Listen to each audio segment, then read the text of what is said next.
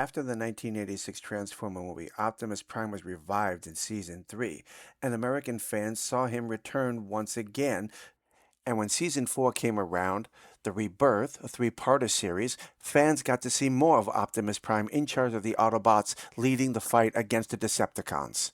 Meanwhile, over in Japan, the same season went into a completely different direction. The Transformers Headmasters would have basically the same premise as the three-parter episodes from the American version, but would take 37 episodes to complete. Not only that, but Optimus Prime, for the third time, would die. Not only did the Japanese version of Transformers Headmasters kill off Optimus Prime, it was done by the third episode, and as in the movie, he transferred the matrix of leadership to Hot Rod, who became Rodimus Prime. Prime's death is not the only problem that we have with this fourth season, the Japanese version of Transformers.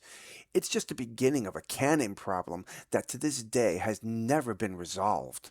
A lot of people out there to this day, I honestly believe, really undervalue just how deep this canon problem actually goes.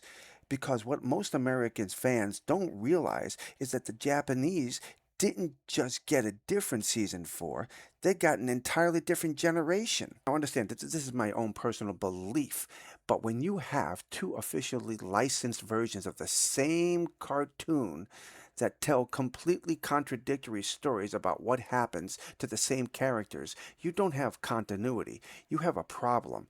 And that is exactly what happened with Transformers Generation 1. The United States got one version of the events, Japan got another, and both are considered canon. But they can't be canon. Both of them can't be canon, right? Here in America, Season 4 was a three-parter episode called The Rebirth. It aired on November 9th through the 11th of 1987, and in those 3 episodes, a lot happened. The Headmasters were introduced, where Nebulon aliens bonded with Transformers to share their minds. The Target Masters showed up, Fortress Maximus entered the picture, Spike became a Headmaster partner, and the Decepticons were exiled into deep space. It was a rush job. 3 episodes wrapped up the entire era. Optimus Prime, I want you to meet some friends of mine. I don't see anybody. Hi, I'm Recoil. Sure heard a lot about you, Optimus Prime.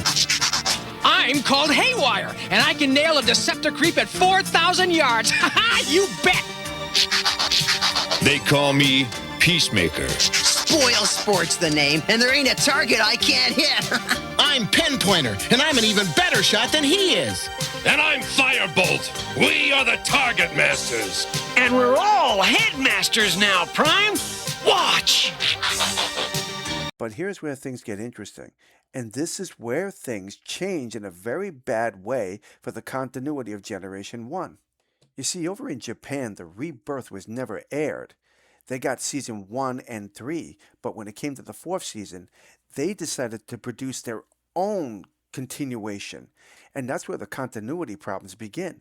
They got The Headmasters, a full 35-episode series that ran from July 1987 to March of 1988.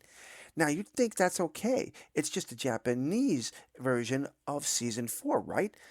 Some characters, same story, just in Japan. No, not at all. It's completely, entirely different. Through our own unique evolution, we honed our skills to transform. We constructed super bodies and assimilated ourselves into them, converting our bodies into their heads.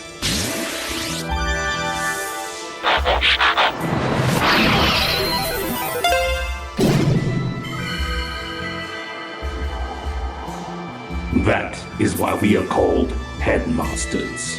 In the Japanese version, the Headmasters aren't Nebulon aliens bonded to the Transformers. They're a completely separate race of small Transformers who left Cybertron millions of years ago and settled on the planet called Master. They pilot larger bodies. There's no binary bonding. There's no Nebulus. Spike isn't a Headmaster. The entire origin story, The Rebirth, established, Japan just threw it out the door. In The Rebirth, Optimus Prime is alive and well and continues on after the series ends. In the Japanese version, the Headmasters, by the third episode, Optimus Prime has died once again, sacrificing himself to save the Autobots. There is a continuity error here. You cannot have both of them claiming to be season 4 of the same generation, and yet both of them having completely different storylines. And yet to this day, both of them are considered canon. And I will say it again. How can you consider this canon when both versions of the same Generation 1 have different endings for these characters? What about Galvatron in this version of the Transformers Generation 1? Well, by episode 25, he's killed off. Increase our power!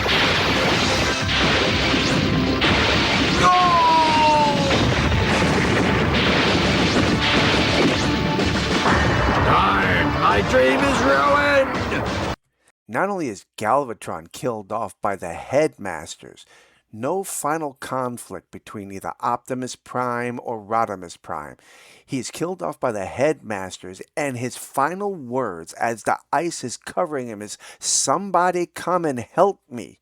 This has got to be one of the worst endings for a villain that I have ever seen. The canon violations get worse. They continue on with another series called Master Force, where humans transform into Transformers themselves.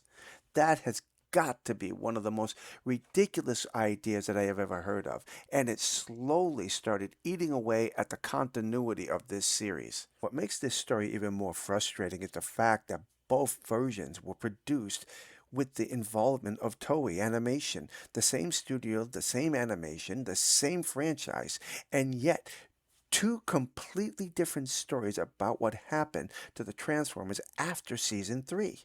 Now, I'm not going to tell you which version is better than the other. I mean, I have my own personal opinion. But that's not what this issue is about. What I'm telling you is that Hasbro and Takaya have never, and I mean never, issued a definite statement about which one is canon, which one is not. Is the Rebirth the canon? Is the Japanese version the canon? Are they both canon, or are neither one of them canon? There has never been a decisive decision made about this. We've just been left hanging. Anyway, I would love to hear your thoughts and comments on this. Which version of G1 do you consider canon? Is it Rebirth or the Japanese version? Do you think Hasbro should finally pick a side on this one and let everyone know which one is canon and which one is not? Or do you think both can coexist together? Tell me what you think. Drop those comments below and let me know. Until the next time, my friends, God bless.